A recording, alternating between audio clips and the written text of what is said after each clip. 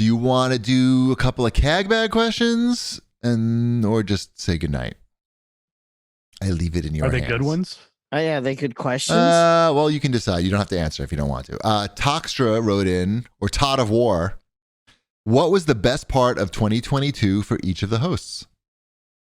And he says for him, it was seeing his son earn his driving license. Scary to see him drive on his own, but it's cool to see him grow as a person. I'm going to say it was when all my wife's cancer tests came back as negative. That's a highlight. It's a highlight. A bright spot. That was a highlight for the year, I think. I would say watching Mrs. Cheapy get a new job, like since she did most of it from the living room. So I got to watch the whole process from start to finish. And she really enjoys the new job. That was a pretty good bright spot. Winning 3 table tennis trophies this year was pretty good. Bad. And helping out and volunteering at the club, like really that was a good story. Good. That was the highlight of my year. Hearing the stories. Yeah, I take mine back. Dude, you don't even know, man. Fucking answering this phone all day. People calling in. Helping, volunteering at the club and just, bringing new people in. Like, it's just very rewarding to, I think you all probably feel the same way. When you have something that you're really into and you can bring other people into that, that makes me feel really good. Whether it's if I get you to watch a movie, if I get you to read a book that I liked or play a game or whatever, that makes me feel like I'm doing something good. I don't know why, but it just does that for me. So, yeah. I think Wombat's more of the gatekeeper type. You like he doesn't want to bring people in. Yeah. Oh, yeah. The last thing I want is for everyone to read all the comic books all the time. So yeah, that's my whole thing. Right. And I practiced a lot of turntable stuff this year, which was cool. I got better. I liked seeing myself get better at stuff. That's good. And I don't know.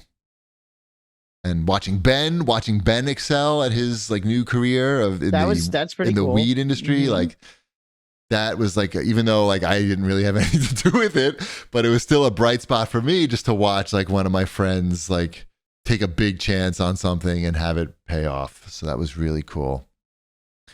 What about you, Ship? Big TV, getting that TV down the stairs. That's a bright spot. Yeah, getting the TV down the stairs without breaking it. Huge. Plugging it in and it still not being broken. Amazon delivering the TV. All these were big moments. Yes. Literally. Yeah. I don't know. I really enjoyed our family trip to Paris. Yeah, that sounds like a highlight. Yeah, that was fun. I'm enjoying my new job. Nice. So that was good in 2022. That's good. Enough. That's enough. Plenty. That's plenty. I didn't clean any toilets I wasn't hired to clean. It's not that. It wasn't like there was shit all over them.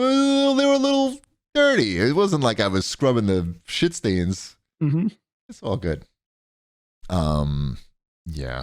Anything? Let me see. What else? Oh, my mouse is flipping out. Here we go. There's a question here about High on Life. I actually played a little of that today. I played some of that. I played the first bounty is what I did. The first. Let me read this guy's question. Spanky Johnson writes in and says, "Is the success of High on Life a good indicator of what we will see on Game Pass in the future?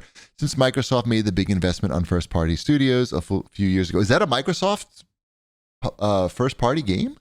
I didn't think so, but I don't think it is. I don't think so either. It's Squanch Games. That's the Justin Roiland's company. It's the number one Game Pass game. Mm-hmm. People say it's really funny. That I want to play more of it. I found the shooting to be kind of weird. Like it just wasn't mechanically. I wasn't like too impressed with it. Yeah. So I didn't know if I wanted to stick with it. But hearing so many people talk so highly on it, it didn't get the best reviews though. If you look at the Metacritic scores, it's sort of middling. Mm-hmm. Because it feels like it's more entertainment than it is game, in the sense that the game mechanics just feel kind of sloppy. So I don't know. Maybe it gets better. Yeah, I can see what you're saying. It feels okay though. I mean, I'm about 2.5, 3 hours into it. It may have made my list if I'd had enough time to get through it. Right. But it's humorous. Do you think his Spanky's question means like this is sort of like would you call this a AAA game? It's a bigger game, I guess. Not typical of. I mean, you do see some big stuff on Game Pass too, but maybe not like a new, like a day one release. That's not a Microsoft title. I'm not really sure what Spanky's talking about when he says a good indicator of what we'll see, like a first person shooter or what. But I think maybe he means like a somewhat big game that gets released on Game Pass day one. That's not necessarily a Microsoft game. Maybe. I mean, I guess because it's successful, that's going to bring. Maybe it'll get some other developers' attention.